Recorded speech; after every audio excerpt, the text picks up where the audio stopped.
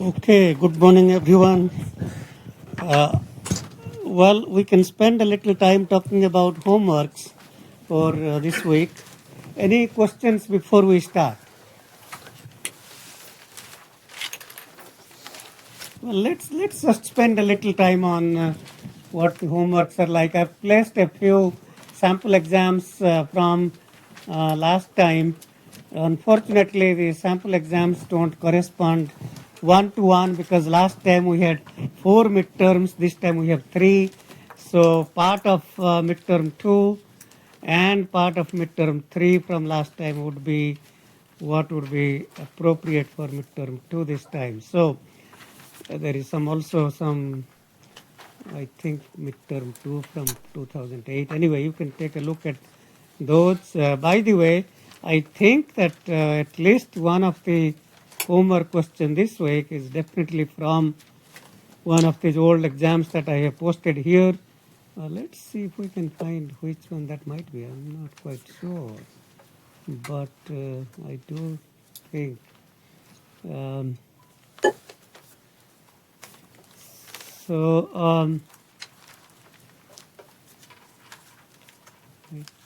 let's, no, not this one.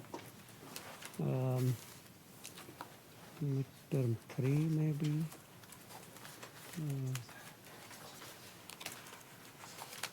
Oh, here. So the problem 2 from midterm 3 in your sample exam, that's one of your homework problem. And feel free to look at those. I think of homework as a way to learn. That's why there is very small percentage on homeworks. I don't mind bringing down homework percent to 0, but that, let me tell you, that wouldn't be good because you wouldn't really do your homeworks.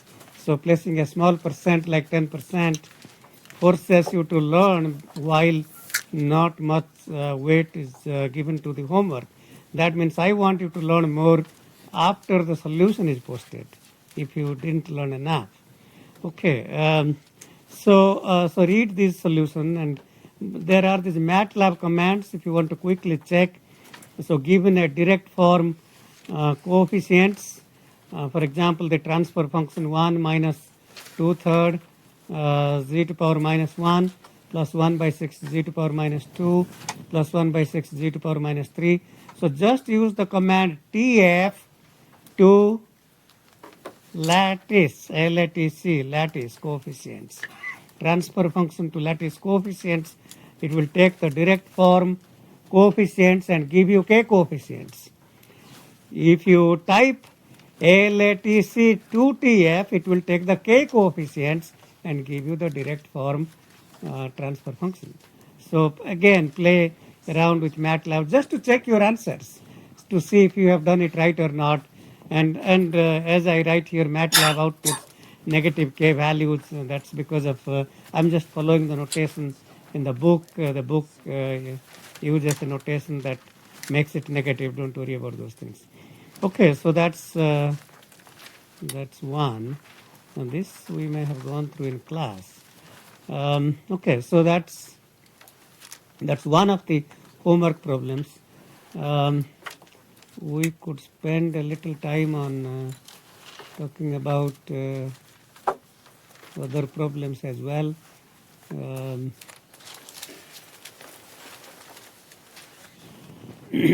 So let's just say that this first question, so let's just spend a little time on this, and maybe we'll work out part of it, if not the whole thing.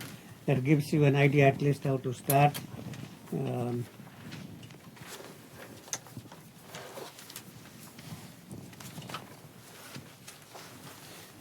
So we have a third order IIR filter, and we want to express that by the state space representation.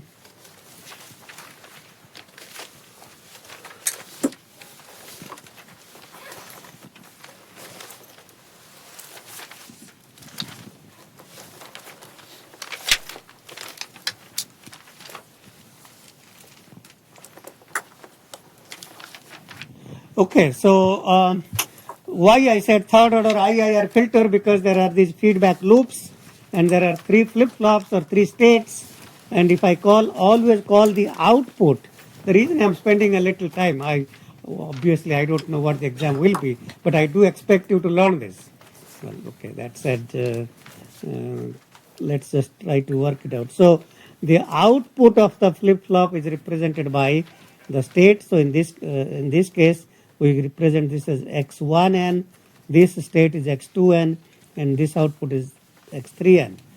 Okay, the next state will be the input. So in the next clock cycle, so if you think about any flip-flop here, so what would be, suppose I'm in clock cycle 100, so this is x1 at time point 100, that input of the flip-flop will be available at the output. I don't want to get into how the flip-flop behaves, but whatever was at the input in clock cycle 100 comes to the output in the next clock cycle 101, and that becomes the state x1 at time 101.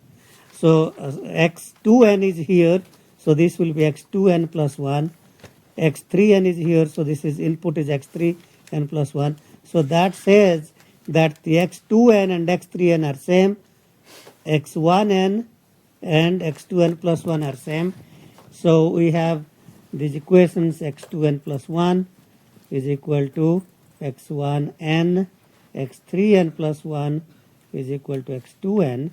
So those are two of the equations, and we want to write down the state at time n plus 1 equal the matrix A times the state at time n.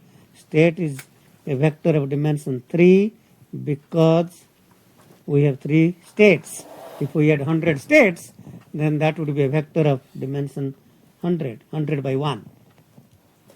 Okay, so x, so I can quickly fill out the easy ones. x2n plus 1 is simply x1n, x3n plus 1 is x2n, so that's the easy part, and x1n plus 1, which is this point here, and that's going to be, so let's write that down, x1 n plus 1 is equal to, so what are these coefficients? 1.05 minus 0.35, 0.0375. So that's equal to 1.05 x1n minus 0.35 x2n plus 0.0375 x3n plus input un. Okay, so that's our next state x1 n plus 1. So this is 1.05 minus 0.35 and then plus 0.0375 and the input un. So this is 1 and these two are 0, 0. So that completes the state vector of state xn plus 1 is equal to matrix A times xn plus the vector B, column vector B times un.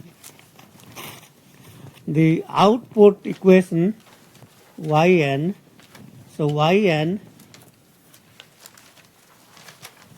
in this example yn is equal to, yn is this input to the adder here, which is x1 n plus 1 plus 2 times x1n plus 3 times x2n. So that's what is the equation, and from the state equation I can, so this side all has to be in terms of a time n.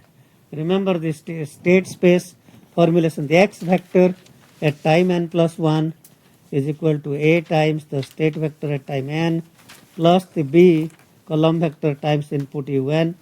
So this is n by 1, this is 1 by 1, which is scalar, this is n by n, output yn, which is scalar, 1 by 1, is equal to C transpose is a row vector, which is 1 by n, transpose means a row vector, lowercase element means a vector, uppercase element means a matrix, C transpose xn plus dun. So these are all scalar.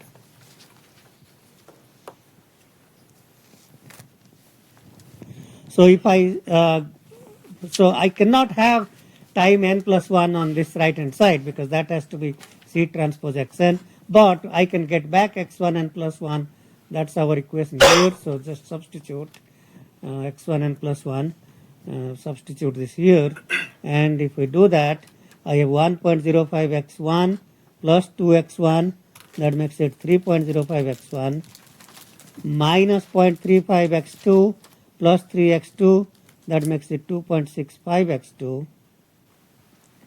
plus 0.0375 x3 plus un. So the C transpose, this row vector, C transpose is this row vector. So C transpose is equal to 3.05, 2.65, 0.0375. That's the row vector D. I must have missed UN. So plus UN. Yeah. So D UN means 1 UN. So D is equal to 1. So that's how we get the state update. And if you want to compute the poles, the third order filter must have three poles, which can be three eigenvalues. Let's see if the MATLAB is working here and if we can quickly find the eigenvalues. So the eigenvalues should correspond to the three poles of the system. Well, we'll let the MATLAB continue, and it takes a little time to load. Let's see. Well, let's see what else we can go through. So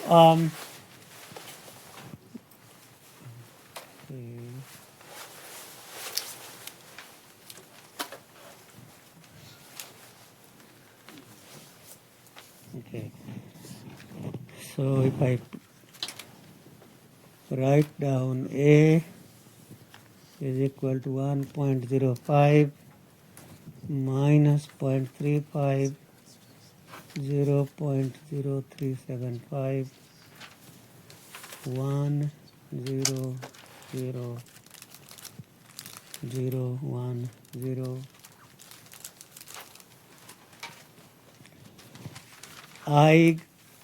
A, let's see what. So the eigenvalues are 0.5, 0.3, 0.25.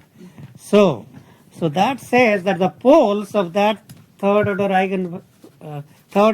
IIR filter are located at half, 0.3 and 0.25. And it is no surprise because I really created the question with those poles. So I knew even before the problem started that's what I had intended. I'm just trying to show you how we get to that. Okay. Okay, let's then go back to so in this problem, the transfer function, well, you already know. I want you to go through this long process in part B, but you already know the transfer function is going to be 1 divided by 1 minus half z to power minus 1 times 1 minus 0.3 z to power minus 1 times 1 minus 0.25 z to power minus 1. So you know the answer, but I don't want you to write that as your answer for part B. I want you to work it out through the C transpose Zi minus A inverse B plus D and show that it indeed is that answer. And you know the process of learning is connecting these things, not just finding the answer, but connecting all these facts. So this one you can, again, I do suggest you to check by the MATLAB command TF to LATC and LATC to TF. Okay, how many of you could not do problem 4? Okay, how many of you could do problem 4? Okay, I want to hear how you did part A. How do you compute sigma h squared n?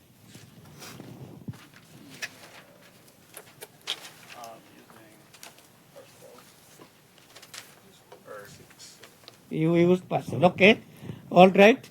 Okay, that's certainly the right way to do. Unfortunately, well, if you know a class from undergraduate complex analysis, you have taken how to evaluate contour integrals or complex integrals, and then yes, that would be the correct way to do it, and find the poles inside the contour and then compute the residues of the poles inside the contour and take the sum, and that's the sigma h squared n.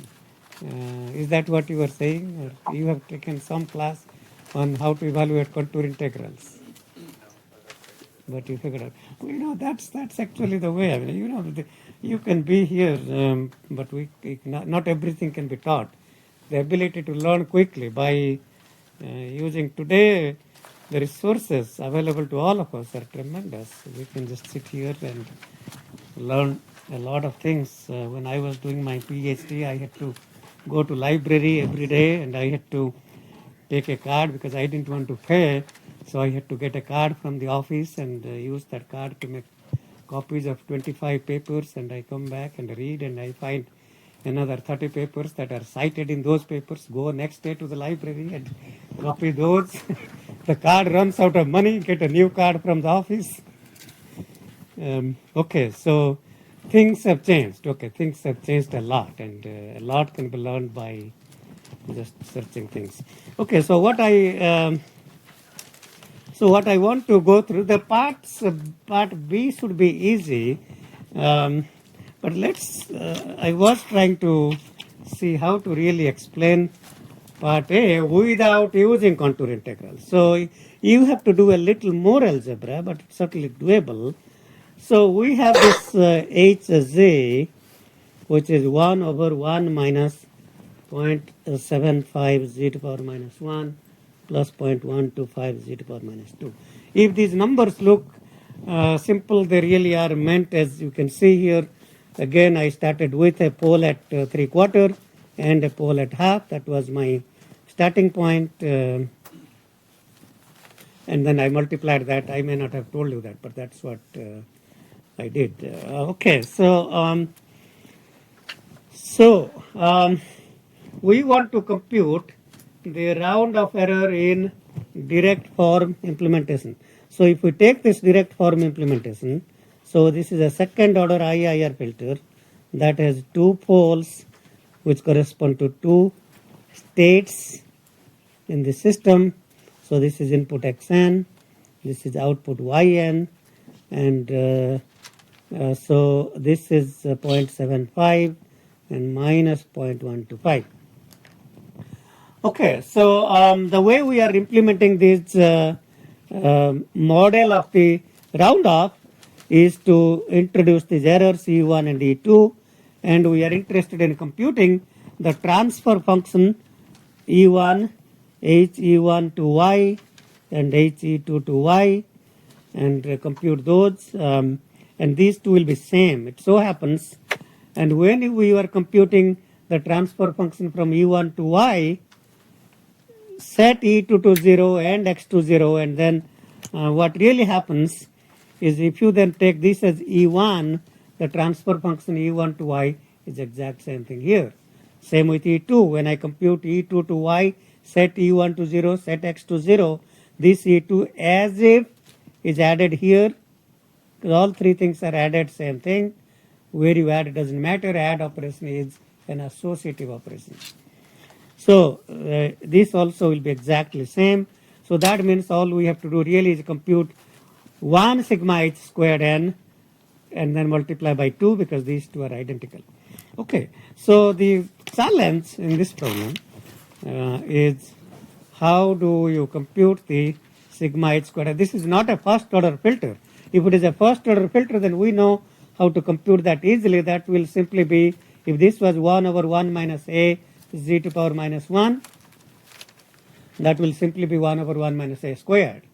We may have gone through that. So if hz is 1 over 1 minus a z to the power minus 1, and that means hn is a to the power n un sigma h squared n for all n 0 to infinity will be 1 plus, if I take n is equal to 1, so that will be a to the power 1 squared plus a to the power 2 squared, a squared. H2 is a squared, that squared is a fourth, and that's going to be simply 1 over 1 minus a squared. So that's easy to do. Now, the challenge is this is not like that. So any thoughts about how we might find sigma h squared n for a second order filter. Yes? Wondering about the factorization that you did, because when you multiply both the factors, you don't get the denominator. 2.25 instead of 0.75. Yeah, okay. So yeah, this is 0.25 and 0.5. Sorry about that. Yeah. So 5 times 25 is 125. 50 plus 25 is 75. Okay. So yeah, good. Okay. So so any thoughts about how we can compute this? Well, so let's say that what exactly. So if I go through the partial fraction expansion of that quantity, so I can write h z equal to a over 1 minus 0.25 z to power minus 1 plus b over 1 minus 0.5 z to power minus 1. So a multiplied by 0.25, substitute z to power minus 1 equal to 0.25.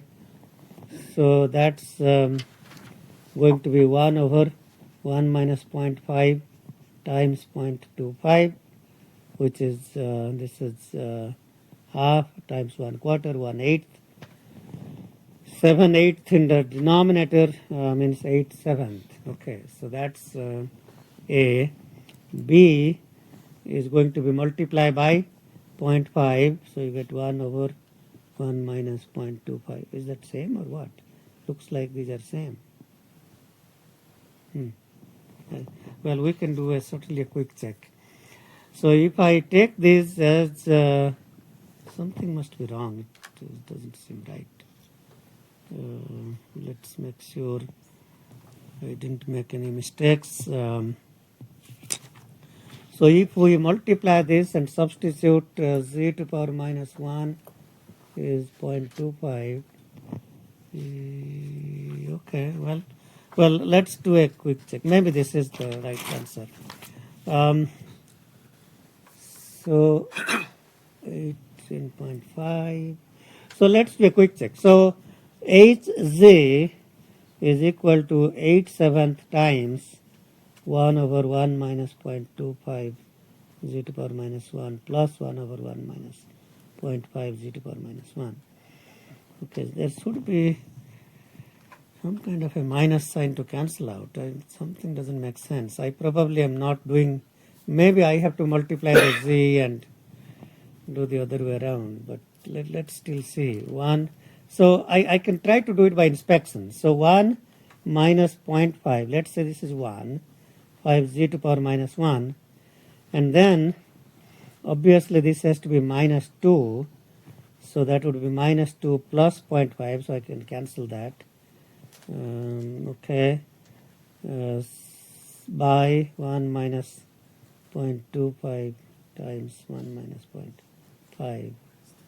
So then this is minus 1, so that would be minus. So that means the correct answer. Okay, I am not probably doing this right. So the correct answer would be, those would be, I already multiplied by minus 1. So if you look at minus 1 plus 2 becomes 1, plus 0.5 minus 0.5 cancelled out. Okay, so Hn can be written as minus 0.25 to the power n un plus 2 times 0.5 to the power n un. Okay, so that's Hn. Okay, that's probably, this certainly should be easy to do. So sigma h squared n is now take the square of this. So if I take the square of this, I get 0.25 squared. So that's, that this is 1/4. So 1 by 16 to the power n. Okay, so this is minus quarter to power n squared becomes quarter to power 2n, which is that, plus 4 times a half to power n, half squared to the power n, half to power 2n, which is half squared to the power n, minus a minus b whole squared, a squared plus 2, a squared plus b squared minus 2a b. So minus 2 times 2, 4 times 0.25 times 0.25 all raised to the power n, that's 1/8 to the power n. And then we want this summed from n equal to 0 to infinity. Okay, so that's because of the UN. Now it's easy to do. So in fact, I can say that is equal to, this is simply 1 over 1, this is simply 1 over 1 minus 1/16, which is 16 over 15, plus 4 times 1 over 1 minus 1/4, that's 4 times 4 by 3, minus 4 times 8 by 7. Okay, and then find that, multiply by 2, and then that times sigma squared would be the correct answer. Okay, so so I am just trying to show you how to compute this sigma h squared n if you have a second order transfer function without going to computing the contour integral by using residue theorem. Okay, any question about this?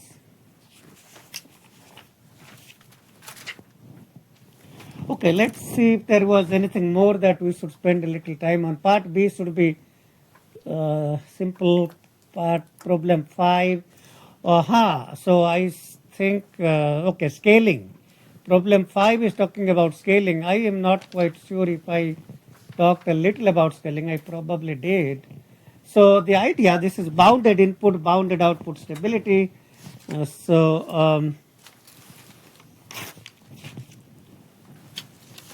So when we want to make sure the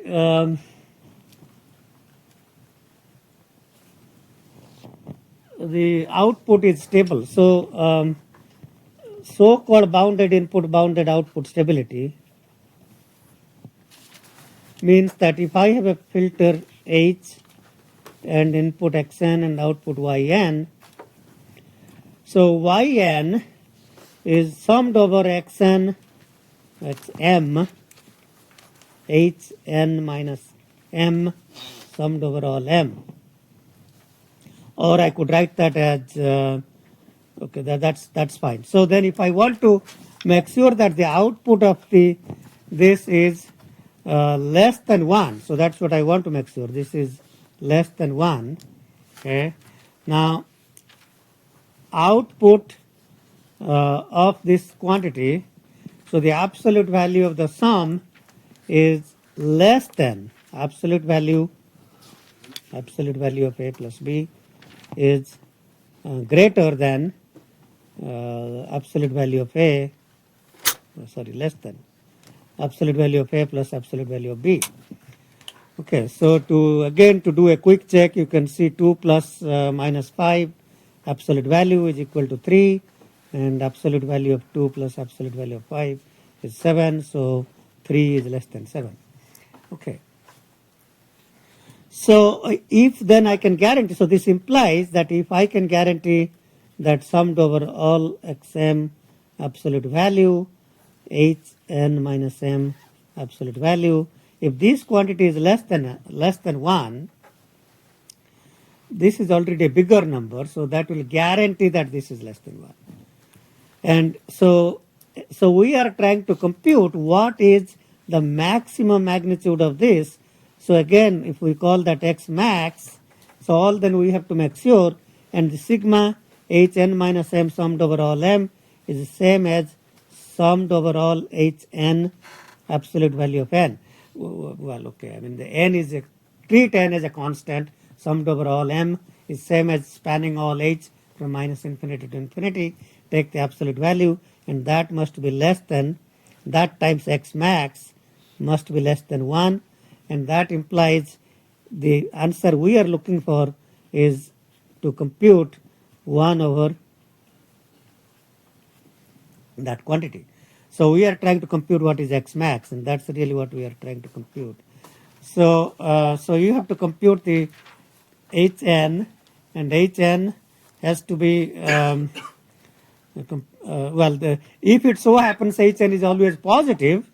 For example, how many of you see quickly that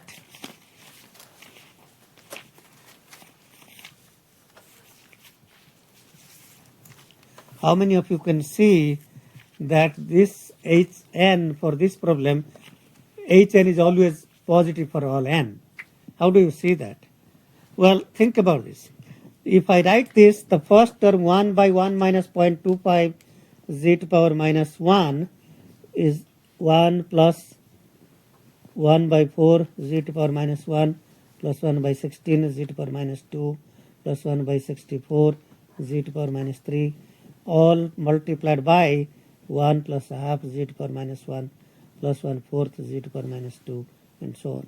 So what I am trying to do, 1 over this is this expansion by the geometric series. 1 over this is that expansion, and you multiply these together, collect all coefficients. There is nothing negative here, and because there is nothing negative here, all the terms that you can add will always be positive. So, and that's very important to know, because then sigma Hn can simply be replaced by sigma Hn absolute value can be replaced by sigma Hn. Why is that really important to us? Well, it so happens that if Hn is greater than or equal to 0 for all n, then sigma Hn absolute value is equal to sigma Hn. Okay, I mean absolute value of a positive or non-negative thing is itself. And why is that useful? Now, it so happens that this is Hz evaluated at z equal to 1. In most of these problems, I know Hz. Hz is given to us. Remember, Hz is summed over all n, Hn z to power minus 1, n, sum evaluate z equal to 1. That's this quantity. Now, without knowing anything else, I can very quickly see sum of absolute value of Hn for all n is going to be 1 over 1 minus 0.25. So substitute this as 1, substitute this as 1 times 1 minus 0.5. It's so trivial. Now, you can spend easily half an hour doing that. And it's so trivial to just take the z transform, substitute z equal to 1 or z to power minus 1 equal to 1, and then you got summed over all Hn absolute value. So quick. Okay, so so making these connections can be very useful to doing. Of course, I do sometimes, not always. I do want you to try the long way and see how you spend 30 minutes, and then later on you realize I can do that in 2 minutes, and that's part of learning. I mean, that's really well, that's part of learning, and that's part of using your brain. And using brain is very important to us. And unfortunately, as the computers teach us a lot of things, we are we are still using brain in other ways, but we are certainly not using the brain as people used brain in 30, 40 years ago, or for that matter when even calculators didn't exist. And I was fortunate because I had just entered undergraduate college and there were calculators. Just those who entered a year ago were using slide rules. Just students entering a year before me. And they were not as lucky to start with calculators from day one. Any questions with this? Okay, so let's go back to the problem now. So, okay, so the last one I didn't talk about yet. So we can work out this problem also. So, so let's take a look. So it so happens, and I probably mentioned before that people like to use FIR filters, and in particular linear phase FIR filters for a variety of reasons, and we saw that those have constant group delay that's independent of the frequency. One other problem with IIR filters could be with respect to stability, with the pole going outside the unit circle. And the last thing that I want to talk about in this problem is the so-called limit cycles. And limit cycles means if you have IIR filters and there are feedback, even when the input has gone to 0, the output keeps oscillating and does not go to 0 because of round off operations. So in this filter, there are two first order sections. The first one, coefficient is 3/4, and the second one is minus a half, and then we have the equations y1n, the intermediate output is 0.75. I see something is wrong. Okay, well, no, that's right. Okay, 0.75 y1n minus 1 plus the input xn, and then the next one yn is minus 0.5 yn minus 1. So what happens here, and we are given these initial conditions, y1 minus 1 is 0.5 and y minus 1 is 0, because there are two states and we need to have two initial conditions, okay, two initial values. And so what happens with, and it says use a 2's complement representation with 1 sign bit and 3 fractional bits. So what happens with this round off operation, it so happens that the poles located at 3/4, so the first section has a pole located at 3/4, and the second one has a pole located at minus half, and because of rounding, it so happens it's as if those poles are going to the unit circle. So I assume, we can work it out, but I assume these poles, the first pole 3/4 is behaving as if the pole is at 1. And the second pole minus half is behaving as if second pole is at minus 1. Well, we'll try to see how that happens. Okay, so, and that's when if the pole behaves as if it is minus 1, that's when it goes into limit cycles. Okay, so the first section, we have y1n is equal to 3/4 y1n minus 1 plus the input xn. Okay. Okay, xn is 0 for all n, so we don't need to worry about that.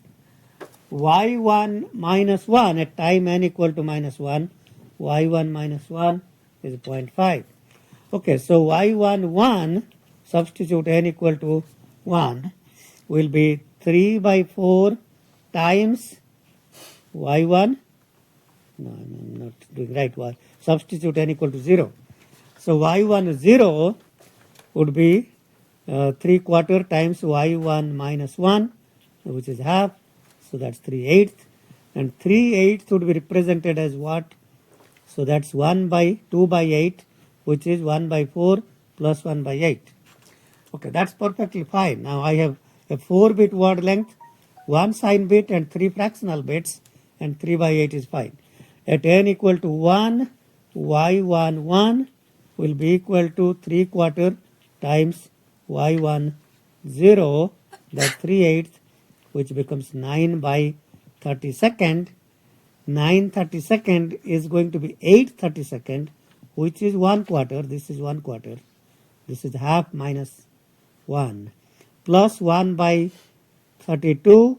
So this is 1/8, 1/16, and then 1/32. And you round that to word length 4 bits. This part is thrown away. So this becomes 9/32 rounded to 1/4. At n equal to 2, y12 becomes 3/4 times 1/4, which becomes 3/16, which is 2/16. 2/16 is 1/8. That's 1/2, 1/4, 1/8, and 1/16. And to round that, we add the 1 here. So 1 plus 1 becomes 2. Carry a 1. So rounding, so if I round that, that becomes 0.010, which is 1/4. And as you can see, it will always be, so y1n will be 1/4 for all n greater than or equal to 2. Actually greater than or equal to 1. So that was already 1/4 here.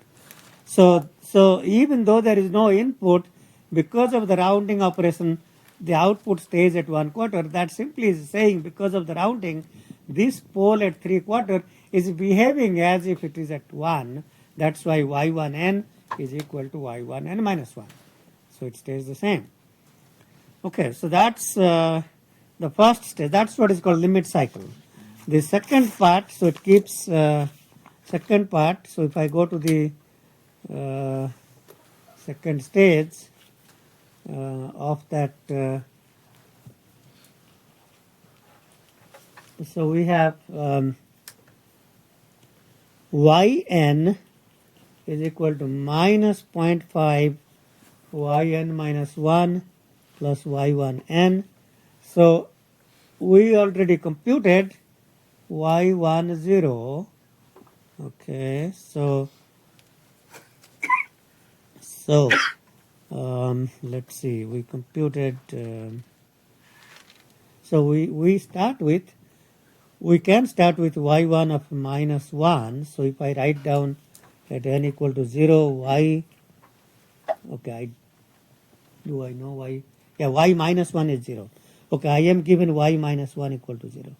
Okay, so y0 is, this is 0 plus y1 n. Okay, so y10 is 3/8. y10 is 3/8. So y0 is 3/8. Okay, minus 0.5 times 0 plus 3/8. Okay, n equal to 1, we have y1 equal to minus 0.5 times, let's say minus a half times 3/8, plus y11 was rounded to 1/4, which is, this is 4 by 16 minus 3 by 16, which is 1 by 16, which is half, quarter, 8th, 16th. Okay, and you round that, because that's a 1, bring that here, so this becomes 0.001, which is 1 by 4. And so if I substitute n equal to 2, y2 becomes minus a half times minus quarter, that's minus 1/8, plus, Is that 1/4 or 1/8? yeah, 1/8. Thank you. Thank you. I am glad that, again, as I have said before, it's good to have some of you alert to catch my mistakes, and early on, because otherwise we can continue and make mistakes and then backtrack. So minus a half times 1/8 is minus 1/16 plus y12, and y12 was 1/4. So that's 4 by 16 minus 1 by 16 is 3 by 16, and we already know 3/16 rounds to 1/4. Okay, so y3 will be minus a half times 1/4, that's minus 1/8, plus 1/4, so that's 1/8. Okay, and 1/8 is, well, that's half quarter 8, 0.001, nothing wrong there.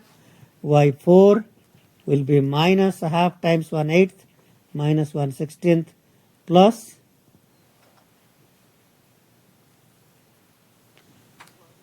1 by 4. So the previous one was always, so that's 3/16, which again is 1 by 4. So what you see here, and then, so what you see here is, if you plot yn, so yn is going to be 1/8, 1/4, 1/8, 1/4. So it is a limit cycle of oscillation period 2. So in a sense we have 1/4, 1/8, 1/4, 1/8, 1/4, 1/8. So it is oscillating with a period of 2. So that's what is called limit cycle. So the cycle period is 2. So the first stage output, intermediate output, also has a limit cycle with oscillation period 1, because that's always 1/4. The second one, the oscillation is 1/4, 1/8, 1/4, 1/8, and that oscillation period is 2. And that's what is called limit cycles. Okay, so it's kind of important to know, certainly it's good to be aware that IIR digital filters, poles can behave as if they are on the unit circle because of rounding operations, even if they were not. So when the input has gone to 0, the output can continue to oscillate with certain period, and that's called limit cycles.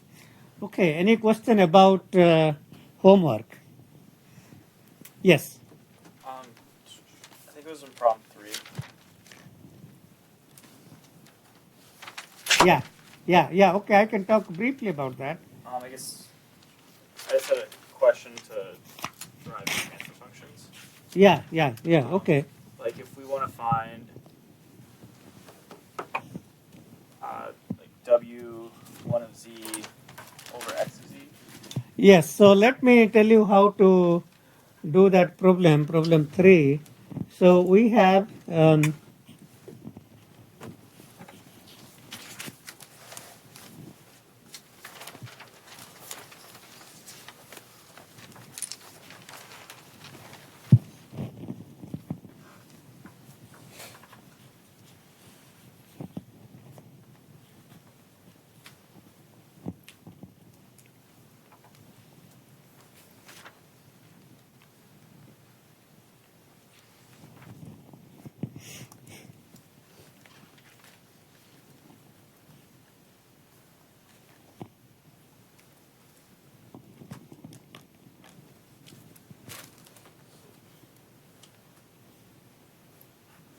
So if we start with in the IIR lattice filter, if I start with A3Z and this will be B3Z, this will be A2, B2, A1, B1, A0 equal to 1 equal to B0. Okay, so that's kind of how this is organized. So what I have asked you to do is find y by x. So this is xn. So y and this is w3. So y by x, the transfer function y by x is going to be 1 by a3. So your goal is to start with a0 equal to 1, b0 equal to 1, use k1 which is given in the question, find a1, b1, use k2 and a1, b1 to find a2, b2, use a2, b2 and k3 to find a3, b3. So the next part, w1, this is w1 n. So w1z by input xz is going to be a1 by a3. The polynomial associated with here is a1, and w2 is here. This is w2. So w2z by input xz is going to be the polynomial b2 multiplied by z to power minus 1 by a3. So b2 is the reverse polynomial here, and because it's asking you to compute, if this was the output, that would be b2 z to power minus 1 would be the polynomial associated with that node divided by the polynomial a3, and finally w3 by input x is going to be b3 by a3, and as you will notice, this is going to be an all pass because b3 is the reverse polynomial of a3. Okay, so any question about that? Is that clearer now? Okay, good. Okay, so now that we have spent time on these problems, I want to start our new topic, which wouldn't be in your midterm exam next week Tuesday, but will be homework 9. Will be so I posted at least the notes, and maybe we can go through some of the notes. So we are going to talk about designing FIR digital filters, and so the goal here is to find out how to design low pass, high pass, band pass filters like that. So there are several methods I placed here. In particular, we are going to look at the so-called Fourier series method, and then frequency sampling method, and frequency sampling with oversampling, and the general window-based design. So there are 4 different subtopics related to FIR filter design. And the first one is actually what we have already talked about before. and that's not new. And you have done that in your first homework and maybe even first midterm exam. So this is called the Fourier series approach, because given a desired transfer function hd e to power j omega, we know that hd e to power j omega is periodic, and by duality anything that is periodic in the frequency domain will have a discrete unit sample response in the time domain. So if we simply take the inverse discrete time Fourier transform of hd, then we get hdn, and that hdn is going to be defined from minus infinity to infinity. But in the case of finite impulse response, as the name indicates, is a finite length. And in this case, if I want to compute of length m plus 1, m is the degree of the filter, and I'm assuming m to be even, which is a type 1 FIR, and the length of the filter will be m plus 1 or n. So if I call a rectangular function WR, which is 1 for n equal to 0 to cap m, of length m plus 1, then what this is saying here is take the HD. This HD was centered at 0. Okay, HD was centered at 0. And then it's saying that move it right to m by 2. So that means now we are taking the center point, 0 becomes the center point, and to the left m by 2 points and the right m by 2 points. Now all together make up the m plus 1 points. So shift hd to the right by m by 2, multiply by the rectangular function, rectangular window function, that means keep only h, and that becomes hn. So that's simply called the Fourier series method of computing FIR filters. So we cannot implement ideal FIR filters because they are non-causal. N is equal to m plus 1. Length of the filter, group delay is m by 2 samples. Rather than designing HD desired filter, we try to design HD multiplied by. So if you think about what we are trying to do, when I shift HD n minus m by 2, the transfer function of HD n minus m by 2 time shift by m by 2 multiply by a phase. So we are in fact trying to approximate HD by HD times this complex exponential phase function. So the magnitude of the HD and H are same. They are approximately same because the complex exponential magnitude is 1. Any complex exponential magnitude is 1. So we are trying to approximate the FIR filter with respect to magnitude response. So HDN is the infinite length sequence, HN is endpoint obtained by shifting HD to the right by m by 2, and then only keeping n equal to 0, 1, 2, up to n. And this probably is not new. We may have seen this before. So our goal here is to design an ideal low-pass filter with cutoff frequency 0.5 pi. Okay, so that's another filter. Okay, so I want to design an ideal low-pass filter with omega c equal to 0.5 pi. I don't know why it says IIR, but so in general, that's a non-causal filter. Okay, IIR, yes. So IIR means infinite impulse response. So the length of HN or HDN, length of the desired HD, will be of length infinity because HD is defined from minus infinity to infinity.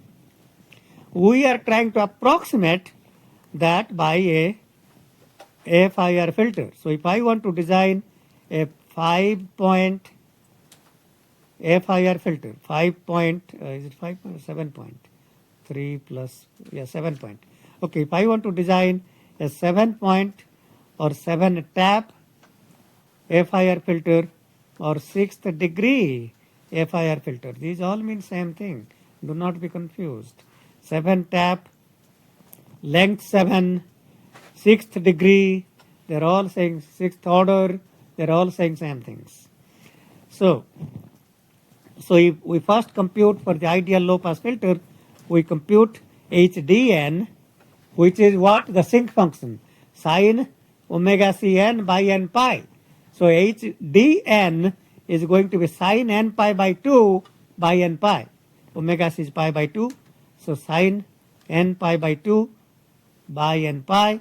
And then if you compute this, if you look at this middle value at n equal to 0, sine n pi by 2 by n pi is 0 by 0. Remember, sine theta is close to theta. So sine n pi by 2 is same as n pi by 2 by n pi. N pi cancelled out, we get half. So at n equal to 0, HD is half. At n equal to 1, HD is 1 by pi. Then 0 and then minus 1 by 3 pi. This is sine omega Cn by n pi is an even function. So I don't have to compute the left hand side. I can just write them as it is. And for a 7 tap, you only keep the middle point half, which is here, and 3 points to the left, 3 points to the right, and shift that HD to the right by 3 units, and then Hn becomes this quantity shown here with n equal to 0. Value is minus 1 by 3 pi, 0, 1 by pi. What was HD 0 now is H3. That's the center value of H. Any questions so far? This should be a brief review, but it's important to know why it is called Fourier series, because these Hn values are the Fourier series coefficients of the filter response. That's why it is called a Fourier series method, sometimes called the rectangular window method. Okay, so I guess the next we could start there, but let me talk about briefly about. We'll come back to that, but I want to talk about the error. And we may have gone. I have gone over this very quickly before the first midterm, but we want to spend a little more time. So what is the error involved in approximating this infinite length HDN by a finite length filter, FIR filter? So, the error, remember HD and this H prime, there are so many things going on here. H prime is simply the transfer function of, let me tell you what H prime is. Okay, so HD is minus 1 by 3 pi, minus 1 by 3 pi 0, 1 by pi, half, 1 by pi, 0, minus 1 by 3 pi. That's HD. What I call H prime in this notation, HD is also going on up to minus infinity in the left and plus infinity on the right. Now H prime is an approximated version of HD. So only keep minus 3 to 3. That's called H prime. So H prime is minus 1 by 3 pi, 0, 1 by pi, half, 1 by pi, 0, minus 1 by 3 pi. So what's the difference between H prime and HD? H prime is the same as HD for n equal to minus 3 to 3. For n equal to greater than 3 or less than minus 3, H prime is 0. HD is not 0. HD is sine n omega c by n pi for n greater than 3 and n less than minus 3. But H prime is 0. Hn actually is, well, you can think about H prime as HD multiplied by the not this window function but another window function that's symmetric around 0, not this WR, another rectangular window.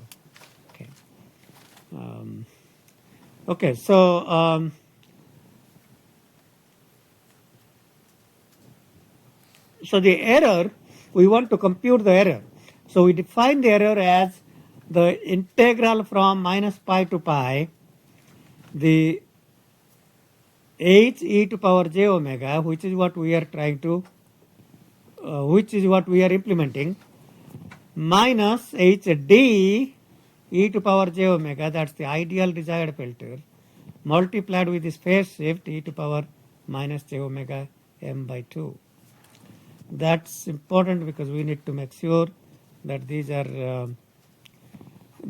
approximated in the best possible way, that we realize that h is centered around m by 2, hd is centered around n equal to 0, and that's why I make sure that we are not comparing apples to bananas.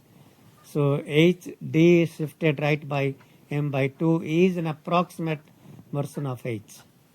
Okay. And we can compute that by Parseval relation by relating that to the time domain. Okay, so that was the integral error. Now the discrete error is given by this quantity. So let me just see here. I really okay. Okay, error analysis. So let's start with this slide, slide number 16. We will come back to the previous slides.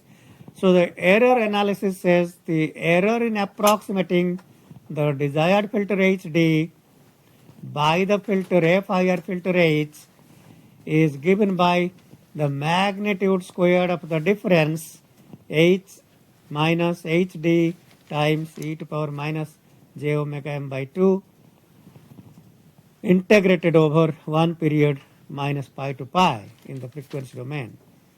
By Parseval relation, that is equal to twice pi summed over all n from minus infinity to plus infinity, absolute value of hn, if you take the inverse dt of t, minus hd n minus m by 2 magnitude squared. That's straight coming from the relating the total energy in the frequency domain in one period to the total energy in the time domain by Parseval property. And that n equal to minus infinity to infinity is written as three sums, n equal to minus infinity to minus 1, n equal to 0 to m, m is the order of the filter, and then n equal to m plus 1 to infinity. Out of these, what is hn in the first sigma, first summation? Hn is a 0 in the first summation. Hn is a finite length filter. That means Hn is defined only for 0 to m. So Hn is 0 in the first sum. What about third sum? Hn is also 0. Am I making sense? Why Hn is 0? I probably am going over this somewhat quickly. But let's work this out so that it's not as... yeah, we can spend a little time. In fact, I do want you to understand this. So, so we have approximated. So we have HD, which is something like that. Let's say for a low-pass filter, that's HD. And we have in this example, HDN is a sine omega c n by n pi for minus infinity less than n less than infinity. H prime n is sine omega c n by n pi for minus m by 2 less than or equal to n less than m by 2. Hn is equal to h prime n minus m by 2 for 0 less than or equal to n less than or equal to m. Okay, so so HDN is a sinc function, and then this says only keep m by 2 to m by 2, so keep only few parts. That's so this is HD, this is h prime, shift that right by m by 2, that's h. So once you shift that right, and the n equal to 0 axis becomes here. So that's h. Okay, so this is h prime. The whole thing is hd, and then shift that right, you get h. Okay. Quick question. Yeah. So I guess HD is the ideal filter that we're Desired, yeah, desired. HD is the desired filter. H prime is still the non-causal truncated version. And this is shifted right to get causal truncated, or you can say finite length, whatever. Okay, so those are notations. We want to compute in that approximation. We want to compute the error E, which is integral from minus pi to pi.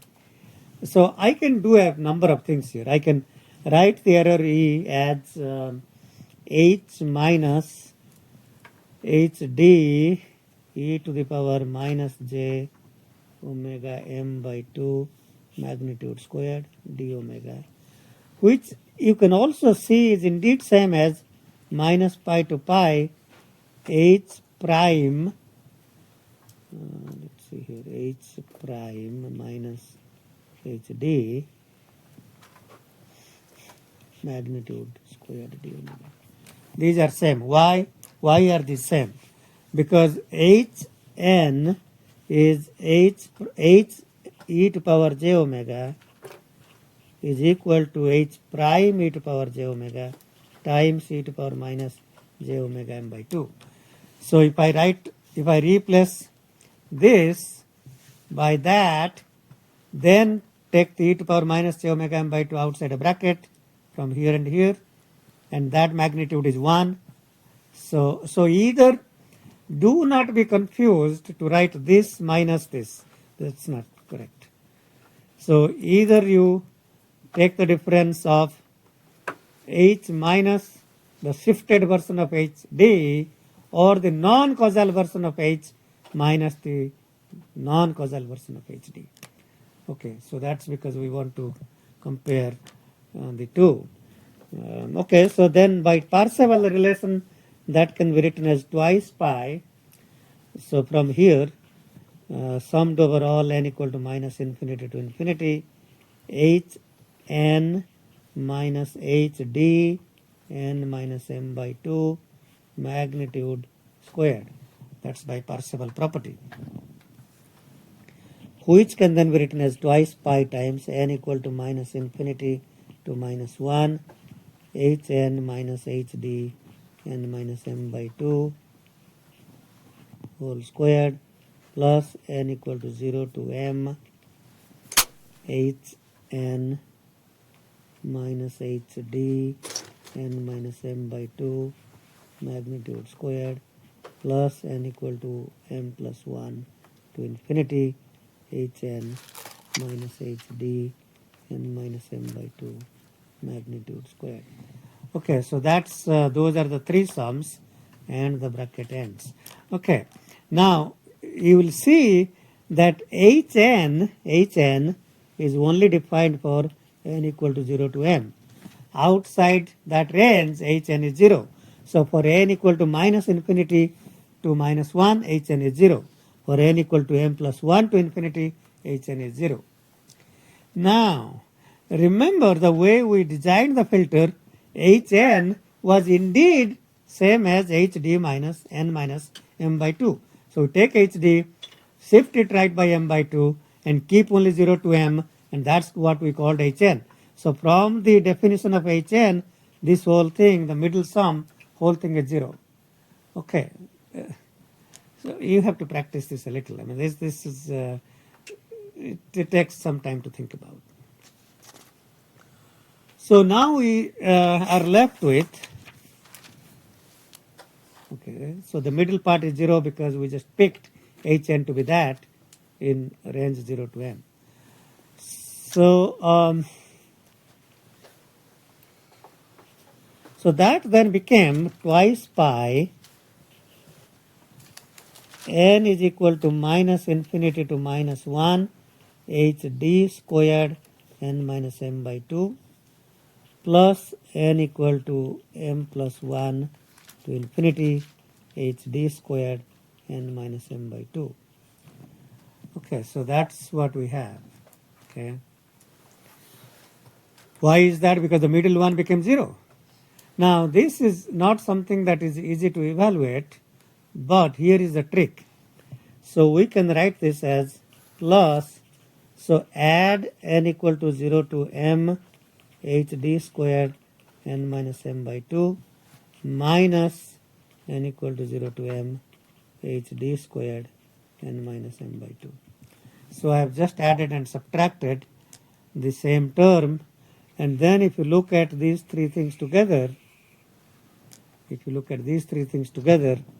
that is equal to twice pi times sum over n equal to minus infinity to infinity hd squared n minus m by 2 minus n equal to 0 to m hd squared n minus m by 2. So this is minus infinity to minus 1. I added a term 0 to m. This is m plus 1 to infinity. And because the m by 2 is just a constant, we are taking hd squared for all values of n and taking their square and adding them. It doesn't matter if I shift it left or right. So this really doesn't matter. It doesn't matter. So this is sigma hd squared n. If I use Parseval one more time, that quantity can be written as 1 over twice pi integral from minus pi to pi hd e to power j omega magnitude squared d omega minus that quantity here. Okay, so so the 2 pi cancels out, and this is hd is a very simple filter, so computing its integral is just taking the area under that curve. We have already computed this, so that's how we compute the final error. And as you will see that as I increase more and more terms, in the filter, as the number of taps increases, this will be as m tends to infinity, these two will be same and the error will approach 0 in the least squared sense. So, well, okay, so let's get back to the slides and see if I can go through one example. So, okay, so that's what I just mentioned. So add this quantity and subtract all together, that became this quantity. So finally we are left with the twice pi, 1 over twice pi cancelled out. By the way, I have not set the middle one to 0 yet. The middle one is 0. Okay, so let's take our example. This is okay. So this is the example I was talking about, the low pass filter with cutoff frequency pi by 2. So we had, so I thought we had minus 1 by 3 pi. Well, I'm not sure if this example is the low pass or not, probably not. Okay, I think I can stop here. We'll continue with this next class. So essentially we will get to filter design. I am going to change the course a little bit this year. For first time, I'm going to skip the IIR filter design, which we spent a lot of time. I don't know why we should be doing that when you can in fact use one MATLAB command, but we'll spend more time on sampling and multi-rate signal processing. Hopefully, we may touch wavelets to the last class. I'm not quite sure. But we'll certainly spend time on multi-rate DSP and maybe get to wavelets in the very last class.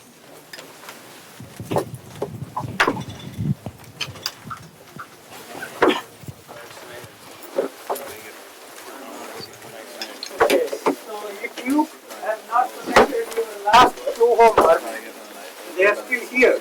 So the homework before the first midterm exam that I had placed outside my office, nobody collected. So that one is here, and the previous homework is also here.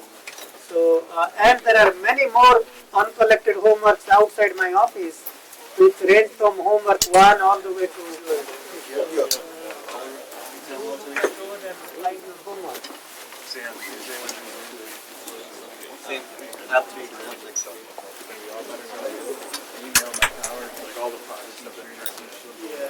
Hey, Mike, what's up?